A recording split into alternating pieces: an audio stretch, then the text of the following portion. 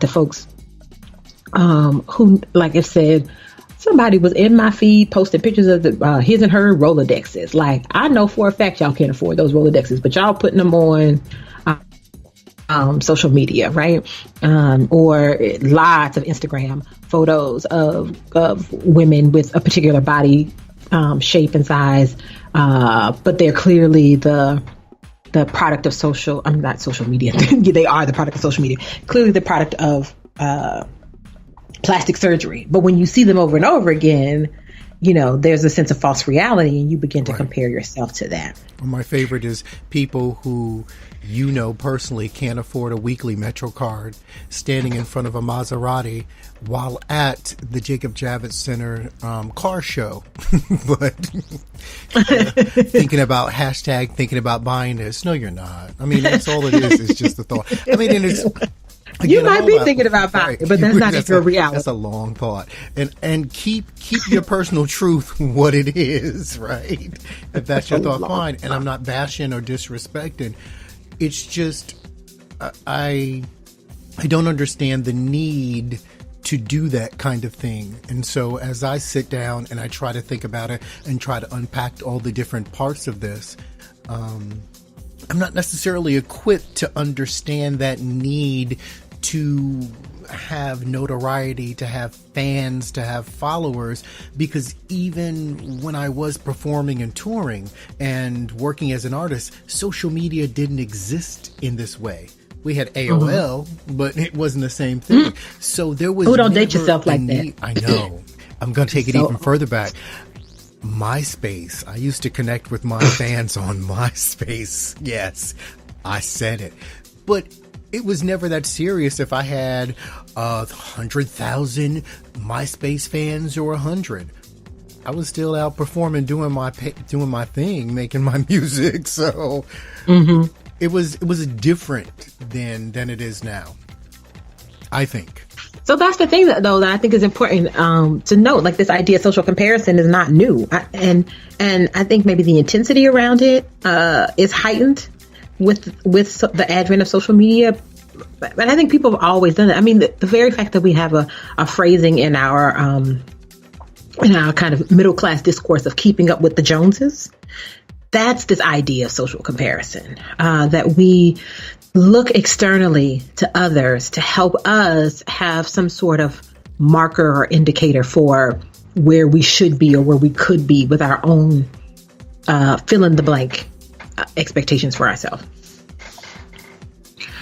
So maybe you weren't doing it on MySpace or AOL. I can't even say it without chuckling. You're not going to come for MySpace, AOL, and you better not say anything about CompuServe. See, you better not. And see, you're breaking up. You're breaking up, so I didn't even hear what you said. Keep I your said shade you to better yourself. not say anything about CompuServe. Oh my God. CompuServe. Yes, I did.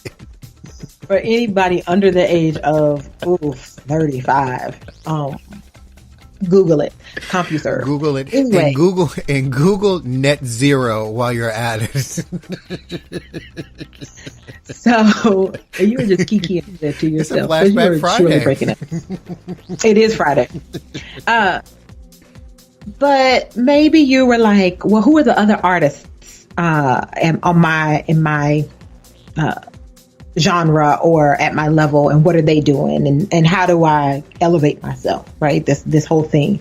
Absolutely. So, by seeing what's happening in the field, gauging what you're doing with what they're doing, especially in music when you're looking for hits and trying to sell yourself to clubs. Well, my music sounds like is something that you do.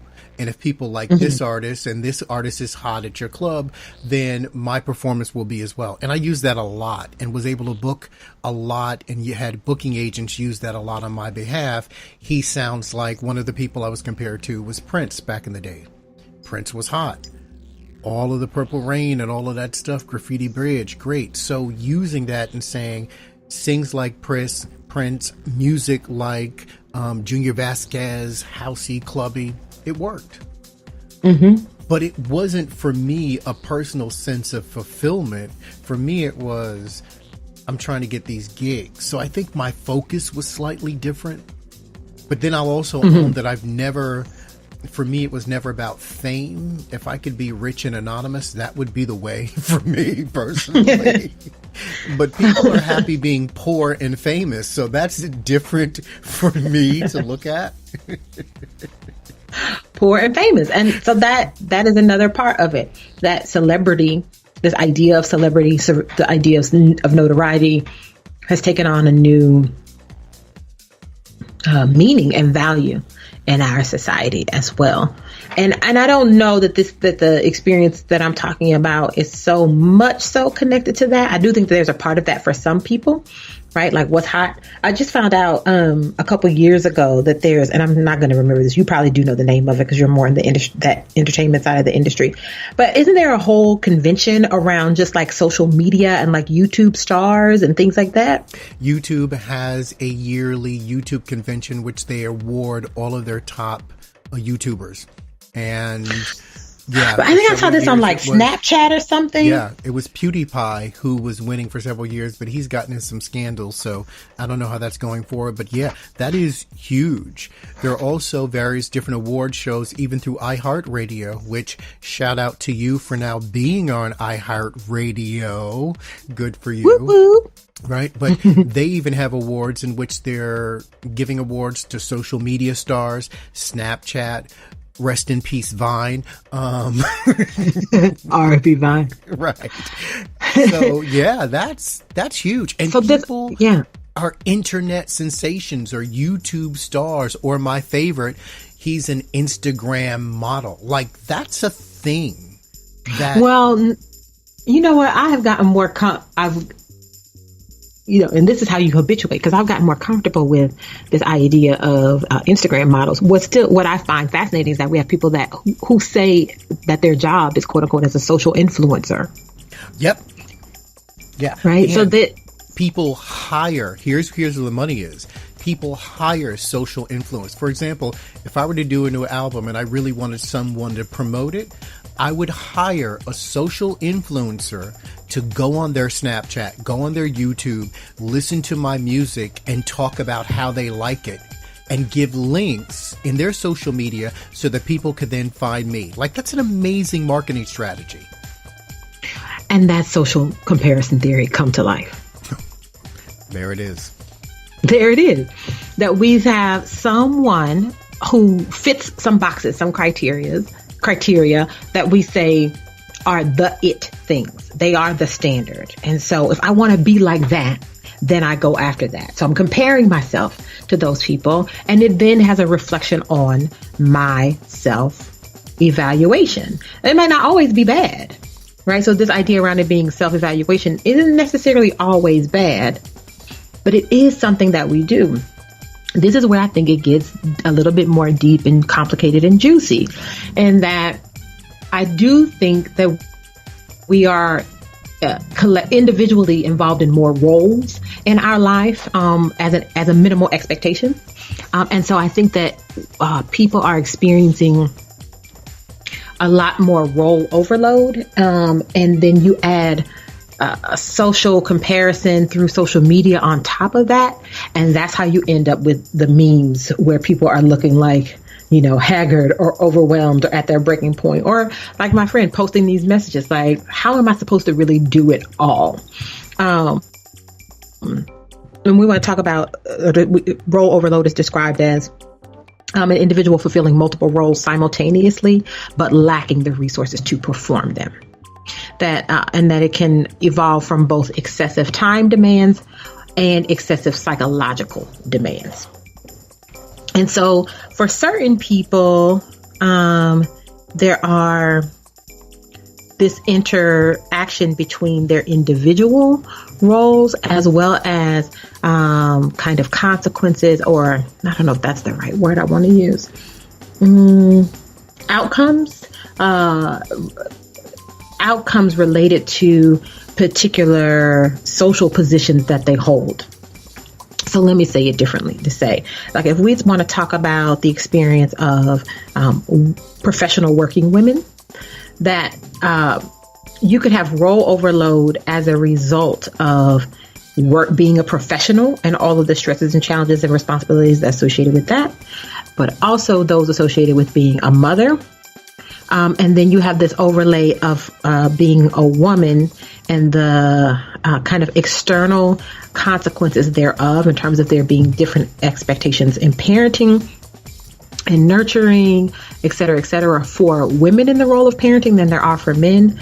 And so when you have the kind of interaction between those two, you have this experience around role strain or role overload, where there really is more expected of you than you actually have the capacity to perform. So let me ask this.